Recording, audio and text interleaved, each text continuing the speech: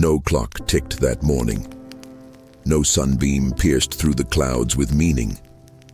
And yet, on a cold Wednesday morning, April 4th, 1584, in the mountain town of Zugarramurdi, nestled in the northern slopes of the Basque country, a boy was born who would one day convince the world to rewrite its very concept of time. The hour was precisely 3:17 a.m. The midwife, an old woman named Beatriz Guruchaga, marked it in the village register with trembling hands, her fingers inked by candlelight. Her heart had pounded faster than it should have, though she wouldn't speak of it for years. The child was named Erasmo Martin Lazaro, swaddled in worn linen from his grandfather's hunting tunic. His father, Ignacio Lazaro, was once considered the finest clockmaker in Navarra until a tragic fire burned his workshop and destroyed his mind. Since then, he spent days in silence, dismantling broken clocks he never fixed. His mother, Catalina Martin, a quiet herbalist, read omens in moonflowers and claimed to dream of stars rearranging themselves. On the night of Erasmo's birth, she whispered only one thing to her husband: "He did not come from us." Erasmo didn't cry as other infants did. He watched, wide, unblinking, calm. From the beginning, there was something in his gaze that made grown men avert their eyes. By his third birthday, villagers began noticing peculiar things. Erasmo would walk barefoot in the freezing river without shivering. He spent hours watching the shadows on the sundial at the village square, his tiny fingers tracing the lines as if reading words written in light. He once told a baker that his flour delivery would arrive late because the driver had lost track of the hour. It did. Twice. When he was 6, he sat through every church bell chime for weeks. Then he told Father Luis, the priest, that the bell rang 58 seconds too early on Sundays. It had been misaligned for decades, but no one had noticed, except him. His father, damaged and reclusive, didn't understand his son. "Time isn't a game, boy," he shouted once, angry that Erasmo had reassembled a shattered hourglass using polished pebbles and bones from the family's stew. Erasmo, only 7, replied, "Then why does it keep playing with us?" By 9, he had rebuilt the old Swiss timepiece that his father once regarded as sacred, a gift from a passing nobleman. Erasmo carved new gears from dyed birchwood, balanced by weights made from boiled and hardened resin. When it ticked, it didn't sound like any clock. It sounded like breathing. The priest called it a blasphemy. The mayor called it witchcraft. But the clock struck the hour more precisely than anything in Europe. Erasmo didn't flinch under fear or praise. He wasn't interested in time as measurement. He believed something was missing. He called it the hidden beat. At 12, a caravan of Jesuit scholars passed through Zugarramurdi on their way to Salamanca.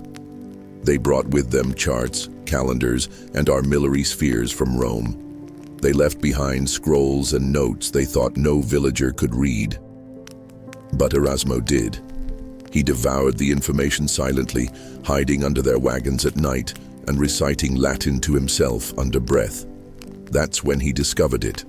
The 10 missing days of October 1582, erased by decree of Pope Gregory XIII. To most, it was a clerical correction, aligning the calendar with the solar year. But to Erasmo, it was a red flag. 10 days that were unaccounted for, unlived, lost. He believed something had been buried in that gap, not time, but truth. By 17, his mother succumbed to fever. His father disappeared during a storm. A pile of scorched gears and a burnt cloak were all that remained in his workshop. Erasmo vanished that same week. No one knew where he went. But rumors traveled fast of a young man who walked into a monastery in Prague and began solving astronomical equations no one had yet published. He adopted the name Tempus Veritas, and under this identity, he moved between shadows.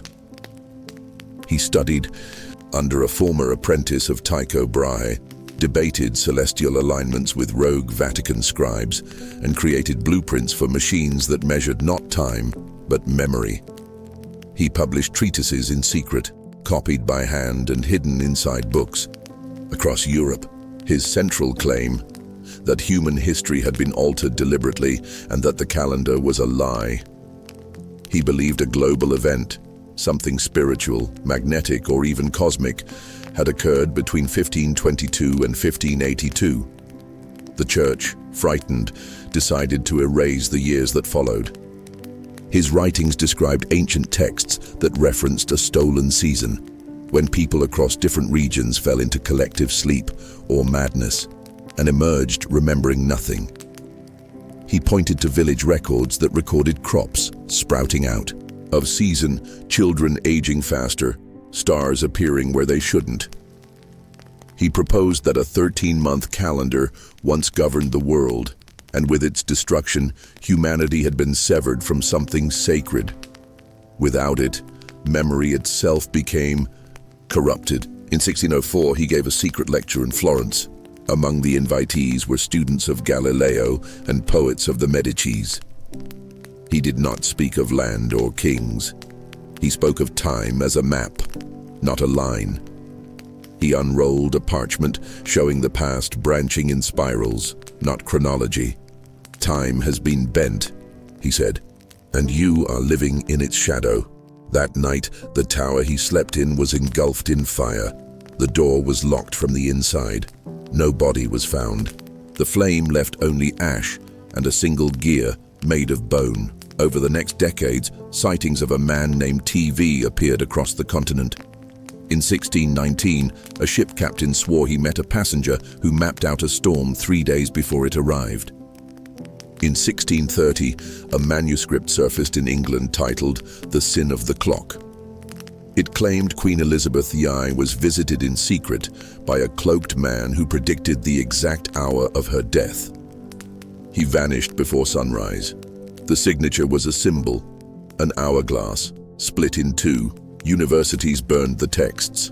The Vatican excommunicated any who debated them. But even the stars betrayed them.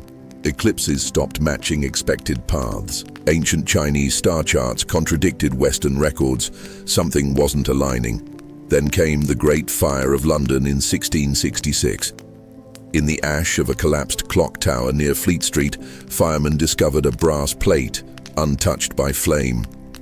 On it were the words, "The hour you believe in is not the hour you live in." Erasmo Martin Lazaro, 1584. Unknown, a century later, secret societies began forming in Prague, Berlin, and Istanbul. One group, the Keepers of the Missing Hour, believed Erasmo had created a timepiece capable of mapping lost days. They said he had not died. He had escaped the loop of time. In 1791, a mathematician named Lucien Drevaux wrote in his diary that he had reconstructed the time map. On the final page of his journal, his pen dragged mid-sentence. His body was never found. His house remained locked from within. In 1921, near Göbekli Tepe in southern Turkey, archaeologists uncovered stones with carved star patterns, but none matched our skies. One slab bore an hourglass with a fractured line. Radiocarbon dating placed it before all known human calendars. Thousands of years too early. Even now, fragments remain. Clocks that refuse to keep time. Dreams shared by strangers in different nations. A German train schedule in 1952 that departed on June 18th and arrived on June 17th. Astronomers still whisper of sidereal drift that cannot be explained. Time moves, but not as we think. In 2003, during restoration of the chapel in Zugarramurdi, a drawer sealed beneath the altar was uncovered. Inside lay a notebook bound in dried birchwood. Diagrams, notes, a mechanical model of 13 gears. The first page simply read, "To restore the 13th month is to remember the forgotten hour." The final inscription, etched into the spine, was a quote, "Time deceives not through what it hides, but through what it promises." Erasmo Martin Lazaro was never proven to exist. But the world still ticks forward, trusting seconds and minutes, never questioning what was lost to make them seem real. What if the greatest mistake in history wasn't a war or a throne, but time itself?